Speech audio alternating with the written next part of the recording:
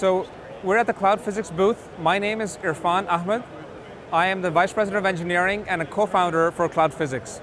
CloudPhysics is a company that we started last year, but we were in stealth mode for a while, and we've launched at VMworld. We exist because we believe there is great amount of structure in the data center. However, most tools available to virtualization engineers are not able to extract that out and present it in a meaningful way. So the way CloudPhysics works is actually very simple.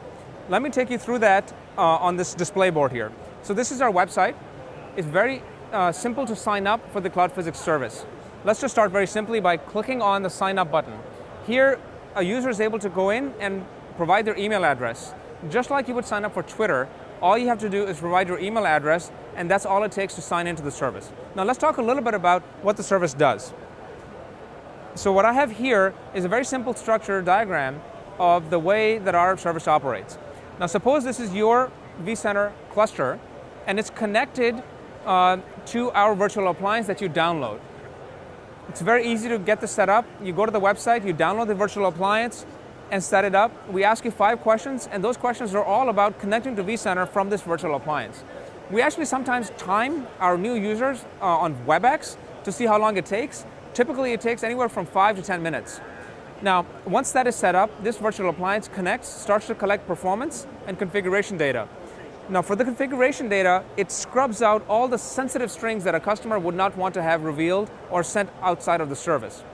That includes any kind of special VM tagging or metadata that you've attached. This virtual appliance will then encrypt your virtual machine names and your data store names. So as you can see, any kind of information that is sensitive is well protected in this process. We then upload that data to the CloudPhysics service over a secure and encrypted connection. Now, all of that data coming up to CloudPhysics around the clock is for things like configuration changes, events, alarms, alerts, and performance changes that are happening. Now, as soon as a user's got that set up, they're going to be able to come to our website, log in, and this is the display board that they see. Now, this is actually a very innovative way of looking at your environment.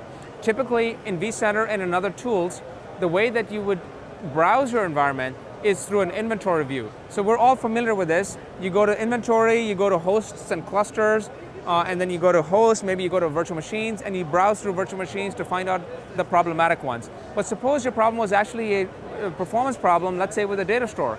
Well, you would switch to the performance view, and then after that you would actually go in and realize that it's a data store that you have to look at. Well, the journey starts all over again.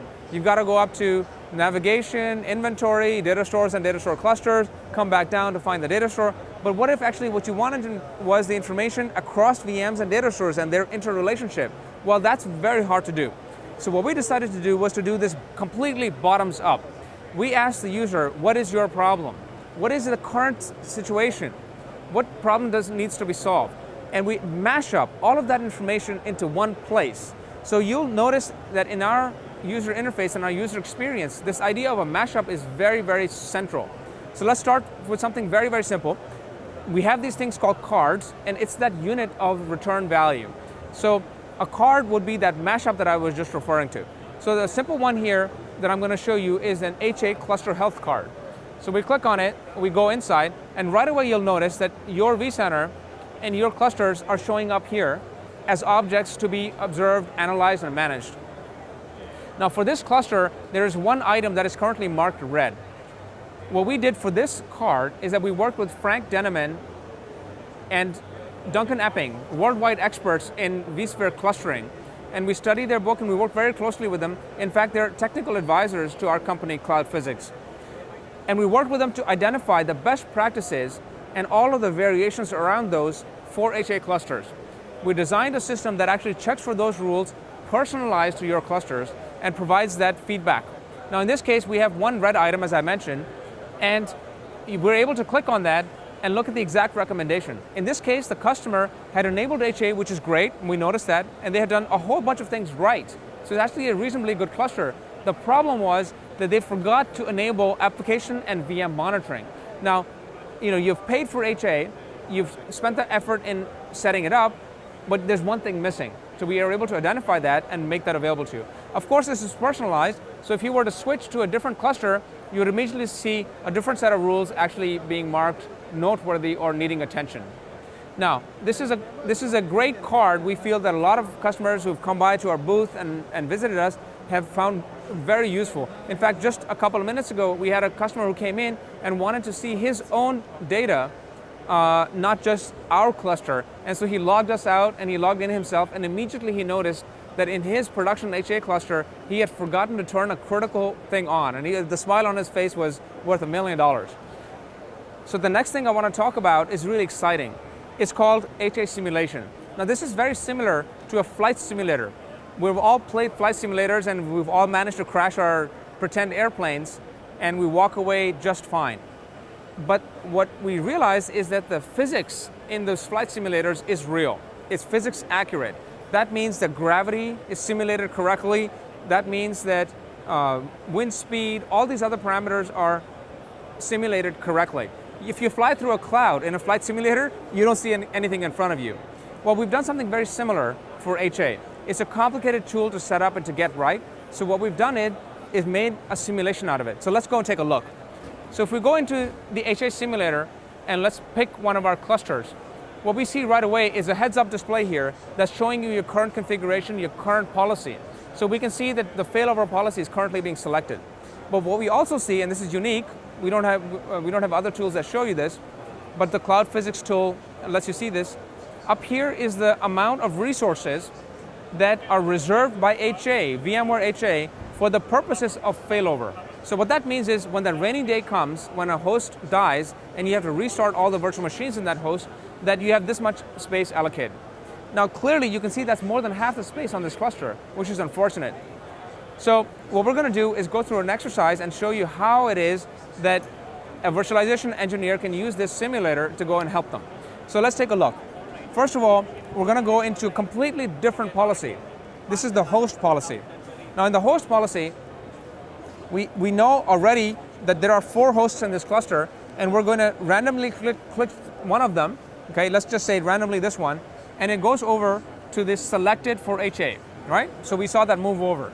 Now instantly, real time, our simulator was able to respond and show you that the amount of space reserved by HA shrunk. That's this green section. And the gray section. And the green section is the amount of resources that you've now just saved and made available to virtual machines. It happened in real time. Now I can go and select more clusters and have that simulator updated automatically live. Let me take you through something that's actually even more interesting.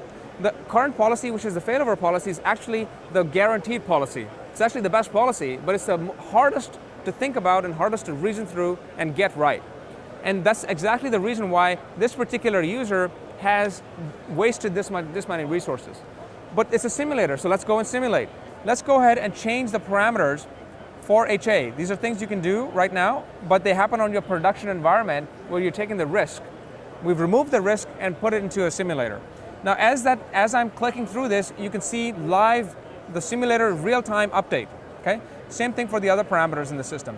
Now the beauty of it is that even a parameter like the number of host failures, which is very dangerous to do in production, you can do live here. So let's change this to 1, and instantly as soon as we do, we will see that we've now saved resources. Now you can play with this all day without affecting your production environment, and then at the end of it, you're going to be able to go and change your real environment having tried a whole bunch of different configurations. For instance, in this case, by going from 2 to 1 in terms of host failures, we were able to go from a total max of 8 VMs on this cluster down, increase it to 12, which is a huge saving that you were able to simulate through. Okay, so the next thing that I'd like to talk to you about is something very, very exciting. So we launched this beta of our site that you're seeing here right now just a few days ago. I think about 10 days ago, we sent out the first tweet, and our friendly blogger started to talk a little bit about it. And what we said to the community was that we wanted virtualization engineers and system administrators to tell us what they would want as cards in this space. What are the problems that you have that you want us to solve? So we call this challenge, we call this contest basically a challenge. And the idea was to have people challenge us. Give us your hardest problems and we'll go and solve them. Now, over the course of the 9 days that this challenge was active until VMworld got busy, we received 927 proposals by the community. That's about 100 a day, right? So let's go inside and take a look at some of the interesting things that people have been proposing. Now, if I go in, very quickly you'll see that these look like cards also, okay? So what we're saying is really the same paradigm. Tell us what you want on the card on the outside, on the main screen. So let's take a look here. This here is the most popular card currently, both in terms of comments and ratings that our users have been giving this card. And this is Visio-like active visual schematics. Now, we all know that if you visualize your infrastructure well, that you can use that for documentation, you can use it to work with vendors, you can use it to work within the team, and change management becomes much easier. However, the tools available to do this are not very good right now. So for instance, if you're in vCenter Maps and your system is complicated enough, the user interface is taken over by just a bunch of lines that are connecting all the objects. So this user, Luke, proposed a card that for now is the most popular card, and we'll see what the community thinks once they see this video on Train Signal. But what they've said is that they want a Visio-like way. The way that they hand draw a Visio, that's the type of visualization they want. Now what I'm going to do is I'm going to randomly scroll through this, and you tell me when to stop, and we'll look at what the community as a random sample has been telling us. So we're going to scroll. There's 900, remember, so this scrolls forever. So let me just randomly stop. Oops, okay, I pressed the wrong button. So let me go ahead and take a quick sample of